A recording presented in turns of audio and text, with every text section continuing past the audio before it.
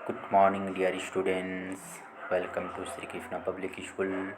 Today discuss कक्षा अष्टम परिशिष्टम शब्दोर्पाणी संस्कृत व्याकरण खंड के बारे में हम बात कर रहे हैं कि जो परिशिष्टम शब्दोर्पाणी है, अकारांत पुल्लिंग देव शब्द के बारे में हमने अध्ययन किए पिछली क्लासेस में कि अकारांत जो शब्द होते हैं, पुल्लिंग शब्द क्या होती हैं, अकारांत शब्द क्या होती हैं, जो देव शब्द के बारे में हमने अध्ययन किए थे।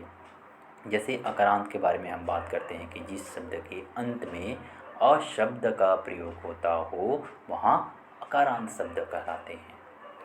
मैंने अकारांत शब्द के बारे में बताया, यथा के रूप में देख सकते हैं देवः, देवः अ शब्द का प्रयोग हो रहा है अंत में। उसी प्रकार पुल्लिंग शब्द जो होते हैं, पुरुष जाति का बोध होता है, जहाँ पुरुष जाति का बोध कराया जाता है वहाँ पुल्लिंग शब्द का प्रयोग होते हैं। जैसे देव जो शब्द है वह पुल्लिंग संबंधित है। शेरः, सिंहः, बाघः, नरेशः सब के सब पुल्लिंग शब्दों से संबंधित होते हैं।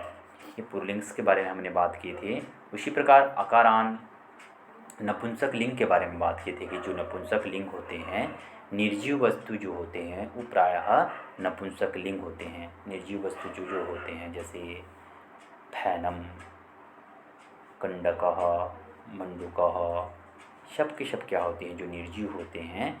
ये जो जैसे टीवी जो होते हैं, टेलीविजन हॉल बोल सकते हैं, बैगम बोल सकते हैं, पंखम बोल सकते हैं, कुर्सी बोल सकते हैं। जो निर्जीव वस्तु होते हैं, एक स्थान से दूसरे स्थान किसी की सहायता से ली जाती है, वह हमेशा नपुंसक लिंग कहलाती हैं। तो गृह शब्द घर के बारे में हमने बात किए थे। अकारांत स्त्रीलिंग के बारे में भी हमने अध्ययन किए कि अकारांत जो स्त्रीलिंग होते हैं, रमा शब्द के बारे में हमने बात की कि रमा जो शब्द होते हैं कैसे होते हैं। अकारांत जो शब्द हैं, यहाँ पर आ शब्द का प्रयोग हुआ है। देखिएगा, जिस शब्द के अंत में आ शब्द का प्रयोग होता हो, जैसे रमा शब्द दिया हुए हैं, आ शब्द का प्रयोग हो रहा है। ये जो शब्द हैं सभी को हमने अध्ययन कर चुके हैं। तो आज हम बात करेंगे पेज नंबर 86। देखिएगा, 86 में हरि शब्द के बारे में हम अध्ययन करेंगे, जो हरि शब्द दिए हुए हैं। ओके, ध्यानपूर्वक सुनते रहिएगा। जो इकारांत पुल्लिंग शब्द है हरि, विष्णु जी को बोला जाता है। इकारांत छोटे ई शब्द का प्रयोग हुआ है। देखिए यहाँ पर जो छोटे ई होता है, एक बड़े ई का प्रयोग होता है। तो हम छोटे ई के शब्दों के बारे में पढ़ रहे हैं। छोटे ई शब्द जो होते हैं इकारांत शब्द होते हैं। जिस शब्द को प्रयोग करते समय या फिर जिस शब्द का प्रयोग करते समय छोटे ई शब्द का प्रयोग होता हो, ई शब्द का प्रयोग होता हो, वहाँ इकारांत शब्द कहलाएंगे। पुल्लिंग्स मैंने बताया, पुरुष जाति का बोध कराते हैं, वहाँ पुल्लिंग्स कहलाते हैं। ओके डियर स्टूडेंट्स, देखिएगा बेटा, यहाँ पर विभक्ति के बारे में बताया गया है। पहला पैराग्राफ जो दिए हुए हैं विभक्ति के बारे में, वचन्स के बारे में बताया गए हैं कि 3 वचन्स दिए हैं यहाँ पर। देखिएगा, जो तीनों वचन्स का प्रयोग जो होते हैं, एक वचनम, द्विवचनम और बहुवचनम, 3 वचन होते हैं संस्कृत में। हिंदी में प्रायः हम एक वचन और बहुवचन के बारे में पढ़ते हैं, यहाँ हम संस्कृत में 3 वचन का प्रयोग करते हैं। विभक्ति जो दिए हुए हैं 7 प्रकार के विभक्ति दिए हुए हैं। संबोधन को छोड़कर यहाँ पर विभक्ति दिए हुए हैं कि प्रथमा विभक्ति क्या होती है, द्वितीय विभक्ति, तृतीय विभक्ति, चतुर्थी विभक्ति, पंचमी विभक्ति, षष्ठी विभक्ति, संपत्ति विभक्ति और संबोधन विभक्ति दिए हुए हैं। ओके, तो आप विभक्ति को पहले याद रखिएगा कि कितने विभक्ति होते हैं। प्रथमा से लेकर सप्तमी तक याद रखिएगा। संबोधन विभक्ति को आप औरली तौर पर याद रख सकते हैं। जैसे यह संबोधन जो विभक्ति होती हैं, ये जो संबोधन विभक्ति होती है, यह दीर्घ अवकाश के लिए होती हैं, दीर्घ काल के लिए होती हैं। जब किसी चीज़ का उच्चारण करते हैं तो वहाँ पर आपका जो संवाद रहेगा वह ज़्यादा समय के लिए रहेगा। एग्जाम्पल के रूप में बताना चाहूँगा, हे राम, हे राघव, हे श्यामः। देखिए, जहाँ पर उच्चारण, जब आपकी जो स्वर की जो आवाज़ है वहाँ पर दीर्घ अवस्था का प्रयोग होती है। ओके, तो विभक्ति के बारे में मैंने बताया। वचन्स क्या होती हैं, एक वचन जो होते हैं क्या होती हैं। जैसे एक वचन जो होते हैं, एक वचनम, एक ही वस्तु का बोध होता हो वहाँ पर एक वचनम कहलाएंगे। ओके, जैसे हरिह, हरि, एक ही हरि के बारे में बात कर रही है, एक ही विष्णु के बारे में बात कर रहे हैं हम यहाँ पर। द्विवचनम हरि, हरि, हरिह, हरिह अह का मात्रा का प्रयोग हो रहा है वहाँ एक वचन अंश होगा। हरी, हरी, बड़ी का मात्रा यहाँ पर प्रयोग हुआ है, दोनों में देख सकते हैं। द्विवचन अंश में हमेशा बड़ी का मात्रा का प्रयोग होता है, इसको भी याद रखिएगा। हरी, हरी। उसी प्रकार बहुवचन अंश जो दिए हुए हैं, जहाँ पर दो से अधिक वस्तुओं का बोध होता हो वहाँ पर बहुवचनम का प्रयोग होगा। कुछ चिन्हित शब्द को आप पेंसिल लेके बैठिएगा, मैं चिन्हित शब्द आपको बताऊंगा जो कि आपको याद करने में सुविधाएं होंगी। ओके, जैसे यहाँ पर बात की गई है प्रथमा विभक्ति एक वचनम हरिह, द्विवचनम हरि और बहुवचनम हरयः, हरेयः। यहाँ पर दो से अधिक हरि है। यहाँ पर द्वितीया विभक्ति हरिम, हरि, हरिन। तृतीया विभक्ति के बारे में बात करते हैं हरिणा, हरिभ्याम, हरिभिः। चतुर्थी विभक्ति के बारे में बात करते हैं हरि, हरिभ्याम, हरिभ्यः। पंचमी विभक्ति हरेः, हरिभ्याम, हरिभ्यः। षष्ठी विभक्ति हरयः, हर्योः, हरिणाम। सप्तमी विभक्ति हरो, हर्योर, हरीषु। संबोधन विभक्ति हे हरे, हे हरि, हे हरयः। तो इस प्रकार मैंने आपको एक वचन को चलाकर बताया, द्विवचन को चलाकर बताया, बहुवचन को चलाकर बताया। सबके मीनिंग्स अलग अलग हैं यहाँ पर विभक्ति के अनुसार।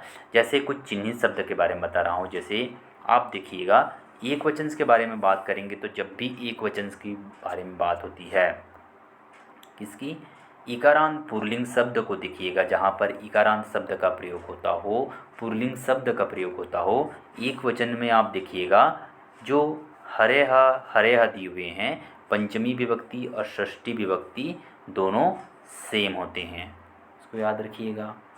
उसी प्रकार प्रथमा विभक्ति और द्वितीया विभक्ति के द्विवचन अंश में देखिएगा ये दोनों सेम होते हैं। तृतीया विभक्ति, चतुर्थी विभक्ति और पंचमी विभक्ति को देखिएगा हरिभ्याम, हरिभ्याम, हरिभ्याम द्विवचनम में तीनों शब्द एक समान होते हैं। ओके, बहुवचनम के बारे में बात करेंगे। बहुवचनम में जो दिए हुए हैं यहाँ पर हरिभ्यः, हरिभ्यः आपका चतुर्थी विभक्ति और पंचमी विभक्ति भी बहुवचन में एक जैसे होते हैं। तो इस प्रकार मैंने बताया। द्विवचन में कुछ और दो दिए हुए हैं, यहाँ पर देखिएगा षष्ठी विभक्ति और सप्तमी विभक्ति को चिन्हित किया गया है। तो इस प्रकार मैंने चिन्हित करके बताया कि आप भी पेंसिल में चिन्हित कर लीजिएगा, आपको याद करने में आसानी होगी। ओके बेटा, नेक्स्ट पैराग्राफ्स के बारे में बात करते हैं। नेक्स्ट पैराग्राफ देखिएगा, यहाँ पर इकारांत स्त्रीलिंग के बारे में बात की गई है। पहले हमने क्या पढ़ाई की कि इकारांत स्त्रीलिंग के बारे में हरि शब्द को पढ़े, पुल्लिंग्स के बारे में पढ़े। अब इकारांत स्त्रीलिंग्स के बारे में हम जानना चाह रहे हैं। जो इकारांत शब्द है स्त्रीलिंग का प्रयोग क्या होती है। मैंने क्या बताया था पहले भी जब स्टडी किए थे पिछली क्लासेस में कि इकारांत स्त्रीलिंग या फिर स्त्रीलिंग के बारे में मैंने बताया था कि स्त्रीलिंग जो होती है वह स्त्री जाति को सूचित करता है। जैसे यहाँ पर मति शब्द है, यहाँ स्त्रीलिंग है, मतिम, मतयः, सब के सब स्त्रीलिंग से संबंधित हैं। मति शब्द यानी बुद्धि शब्द का प्रयोग हो रहा है, वहाँ पर स्त्रीलिंग का प्रयोग हुआ है। मैंने पहले भी बताया कि प्रथमा विभक्ति क्या होती हैं, विभक्ति जो क्या होती हैं, वचनम्स क्या होती हैं, द्विवचनम्स क्या होते हैं, बहुवचनम्स क्या होती हैं। एक ही वस्तु का प्रयोग हो वहाँ एक वचनम्स कहलाएंगे, द्विवस्तु का प्रयोग हो वहाँ द्विवचनम्स कहलाएंगे, और बहुवचनम दो से अधिक वस्तु का प्रयोग हो वहाँ पर द्विवचनम्स कहलाएंगे। इकारांत शब्द क्या होती हैं, छोटे ई की मात्रा, जब भी छोटे ई की मात्रा का प्रयोग होगा जहाँ वहाँ इकारांत शब्द होंगे। जैसे यहाँ पर मति शब्द के बारे में बताया गया है। ओके बेटा, द्विवचनम्स में देखिएगा कि प्रथमा विभक्ति क्या होती है, द्वितीय विभक्ति, तृतीय विभक्ति, चतुर्थी, पंचमी, षष्ठी, सप्तमी और संबोधन। एक वचन इसमें बताया गया है। जो शब्द आपको समान लग रहे हैं, मतिभ्याम, मतिभ्याम देखिएगा, मतिभ्याम को आप टिक लगा लीजिए, यहाँ पर ऐसे चिन्हित कर लीजिएगा। जो मैं चिन्हित कर रहा हूँ आप चिन्हित कर सकते हैं, इस प्रकार चिन्हित कर सकते हैं, आपको याद करने में एकदम सरल होगी। इस प्रकार प्रथमा विभक्ति, द्वितीय विभक्ति ये दोनों सेम होते हैं, तृतीय विभक्ति, चतुर्थी विभक्ति, पंचमी विभक्ति ये तीनों सेम होते हैं, और षष्ठी विभक्ति, सप्तमी विभक्ति के भी ये दोनों सेम होते हैं। तो इस प्रकार मैंने आपको चिन्हित करके बताया कि कैसे समान शब्द को कैसे आप याद रख सकते हैं। ठीक है बेटा, नेक्स्ट पैराग्राफ देखिएगा। नेक्स्ट जो दिए हुए हैं यहाँ पर इकारांत शब्द के बारे में बताया गया है। बड़े ई के मांत्र का प्रयोग हुआ है। ये जो बड़े ई के मांत्र का प्रयोग हुआ है, स्त्रीलिंग का प्रयोग हुआ है, नदी शब्द का प्रयोग हुआ है। ओके, नदी शब्द कैसे होते हैं, मैंने पहले भी बताया था कि नदी जो शब्द होते हैं जहाँ पर बड़े ई के मांत्र का प्रयोग होगा, जहाँ पर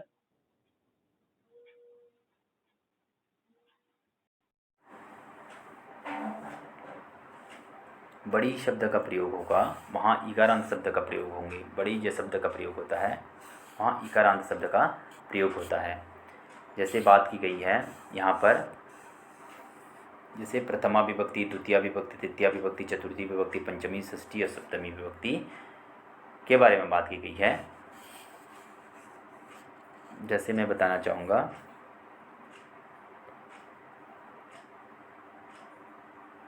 ये जो दिए हुए हैं,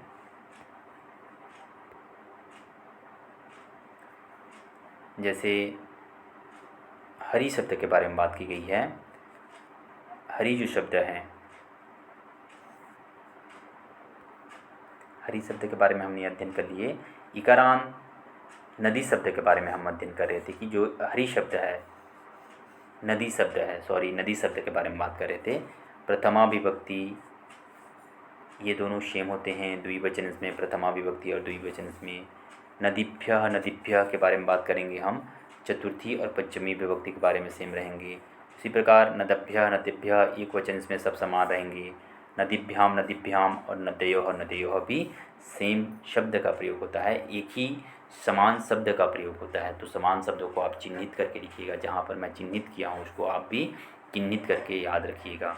मैंने आपको एक वचन क्या होती हैं, द्विवचन क्या होती हैं और बहुवचन क्या होती हैं मैंने भी अध्ययन करा चुका हूँ।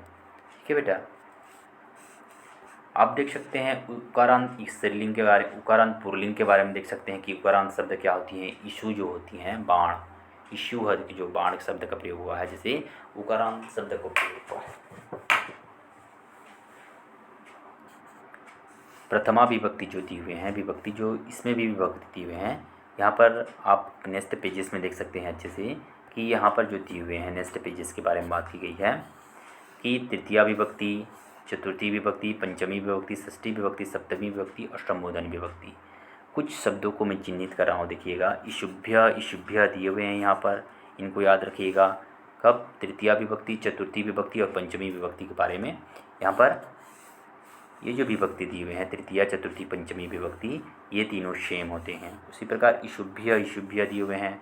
कब?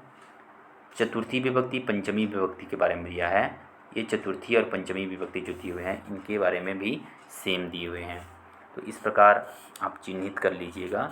ये जो चिन्हित करके मैं आपको बता रहा हूँ, चिन्हित कर सकते हैं आप, इशुहा, इशुहा। ठीक है बेटा, तो इस प्रकार आप चिन्हित करके याद रखिएगा, याद रखने की कोशिश कीजिएगा। जहाँ आपको दिक्कत होती है समझने में मेरे को बताइए, मैं पुनः उसको बताने की आपको कोशिश करूँगा बेटा। ठीक है, ऋकारांत पुल्लिंग जो शब्द दिए हुए हैं, ऋकारांत पुल्लिंग शब्द कत्री, करने वाला, कत्री जो होती हैं करने वाला के बारे में बात की गई है। कत्री जो शब्द होते हैं जो कार्य को करते हैं, करने वाला होता है, उनको कत्री कहा जाता है। जैसे ऋकारांत जो शब्द हुआ है, ऋकारांत पुल्लिंग, ऋकारांत पुल्लिंग के बारे में बात की गई है। जैसे जिस शब्द का प्रयोग करते समय री शब्द का प्रयोग होता हो वहाँ ऋकारांत शब्द कहलाएंगे। पुल्लिंग शब्द क्या होती हैं? पुरुष जाति से संबंधित होती हैं, पुरुष जाति का बोध कराती हैं, वहाँ ऋकारांत शब्द कहलाएंगे। जैसे प्रथमा विभक्ति, द्वितीया विभक्ति द्विवचनम के समान होते हैं। उसी प्रकार बहुवचन में कर्तृभ्यः, कर्तृभ्यः, कर्तृभ्यः भी समान होते हैं, इनका तृतीया, चतुर्थी और पंचमी की। उसी प्रकार कत्रुः, कत्रुः पंचमी विभक्ति, षष्ठी विभक्ति के समान होते हैं। कत्रुः, कत्रुः षष्ठी विभक्ति और सप्तमी विभक्ति के भी समान होते हैं। कत्रभ्याम, कत्रभ्याम, कत्रभ्याम, यहाँ पर कत्रित जो भ्याम दिया हुआ है किनका दिया हुआ है? तृतीया, चतुर्थी और पंचमी, तृतीया, चतुर्थी, पंचमी, तृतीया, चतुर्थी, पंचमी, पंचमी और षष्ठी, षष्ठी और सप्तमी, प्रथमा और द्वितीया। तो इस प्रकार जो चिन्हित मैं कर रहा हूँ आप ध्यानपूर्वक देखिएगा। जैसे चिन्हित मैंने किया, ये दोनों शब्द को चिन्हित करके दिया, ये तीनों शब्द को चिन्हित किया, ये दोनों शब्द को चिन्हित किया, ये दोनों शब्द को चिन्हित किया और ये तीनों शब्द को ये जो है ये दोनों शब्दों को चिन्हित किया। तो इस प्रकार आप चिन्हित शब्द को भी आप स्टडी कीजिएगा, ध्यानपूर्वक अच्छे से समझ के स्टडी कीजिएगा, ठीक है। नीचे जो दिए हुए हैं ऋकारांत स्त्रीलिंग के बारे में, हलंत पुल्लिंग के बारे में भी हम नेक्स्ट क्लासेस में बात करेंगे। जहाँ आपको दिक्कत होगी मेरे को बताइए, मैं पुनः आपको बताने की कोशिश करूँगा। बाय बेटा।